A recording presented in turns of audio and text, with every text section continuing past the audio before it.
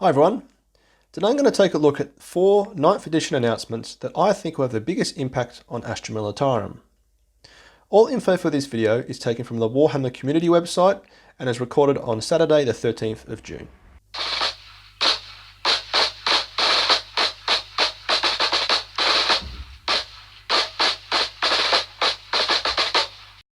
Four sizes fit all.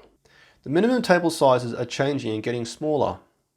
The classic Astra Militarum playstyle requires you to keep distance between you and your opponent, whilst your mortars, basilisks, manticores and leman russ blast them off the board. The minimum board sizes have reduced their width by 4 inches, and likewise the length has reduced by 12 inches for the much popular 2000 point table size, which is now called Strikeforce. As one of my friends noted, this could be a way of making gameplay faster and allowing melee-focused units to close ground quicker. And as the article indicates, these are just recommendations. But if I was playing a melee-focused army such as Orcs, I'd always be asking my opponent to use the minimum board size, so I can get into chopping and stomping ASAP.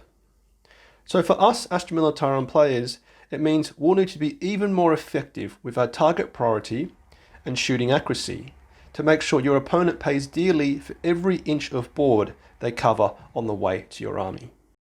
Taking command of your points. In 8th edition, you are rewarded for bringing multiple detachments. The classic Astra Militarum tactic is to bring bare basic battalions with 40-point infantry squads, giving you a very handsome additional 5 command points. 9th edition completely changes this. Firstly, everyone starts on the same level of command points depending on the agreed points value.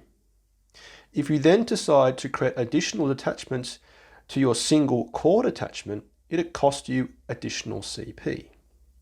They give example in the article that if you added an additional battalion, it would cost you 3 command points.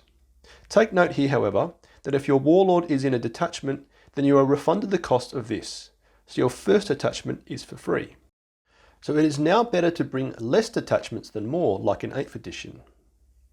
So Astra Militarum has lost a big advantage here, being able to generate a lot of command points with cheap battalions.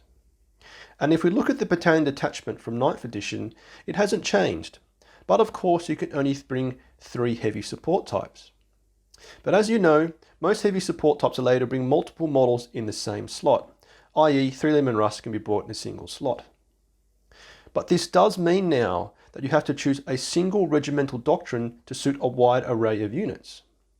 Gone are the days of giving your heavy support spearhead detachment Catechin, 1 infantry battalion Mordian, and another maybe slum fighters and Lord's approval.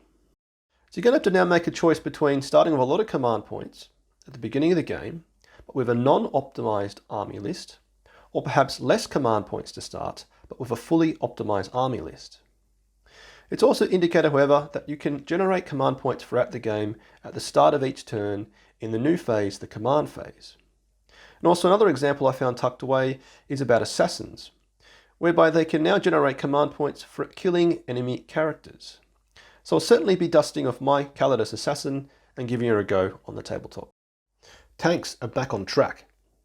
While tables are getting smaller and Astra Militarum won't have the CP advantage anymore, our tanks will now be able to shoot at models within 1 inch, now called the engagement range. This clearly means one of our biggest weaknesses has been removed, so no more pesky melee units tagging your tanks and preventing them from shooting whatsoever. It also calls out that if a vehicle has multiple weapons, like a leman russ, it can shoot one of its ranged weapons out of melee, but only after all enemy models within the engagement range have been destroyed. So with our leman russ, if it's stuck in melee, you could declare your 3 sponson weapons to shoot at the enemy models within 1 inch, and your main battle cannon to shoot out of melee at other enemy units a bit further away. But this only works if all models within 1 inch are destroyed. Key detail here, of course, is that it's a -1 to hit when shooting at enemy models within 1 inch, which means on leman russ you're hitting on a 5+, which is really still quite good. And also, there's a key detail which says that the -1 to hit penalty if they move is only applied to infantry. So leman russ battle tanks and normal versions are always hitting on 4+. Having a blast. A new weapon definition will be included for some weapons. Blast weapons will ensure that you're always getting a decent amount of shots out when targeting horde style units. If targeting an enemy unit with 6 to 10 models, your heavy D6 or grenade D6 will always achieve a 3 at minimum, with still the chance to achieve a 4, 5 or 6. Further, if you target an enemy unit with 11 or more models, your heavy D6 grenade D6 achieves a maximum of 6 automatically.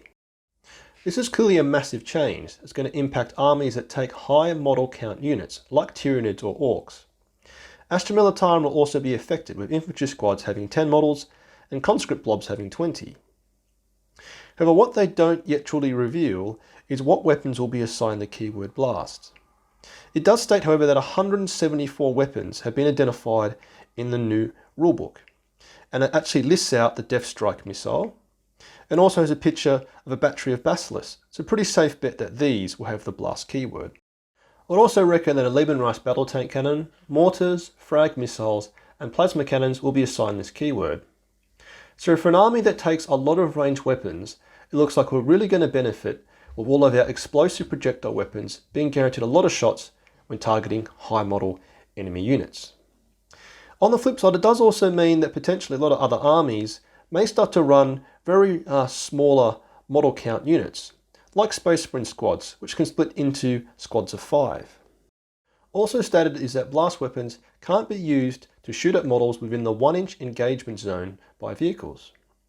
So Leibman Rice battle tanks can't fire their battle cannons at models within 1 inch, which makes complete sense, given how high the weapon sits up on the turret and its inability to traverse that low towards models that close in.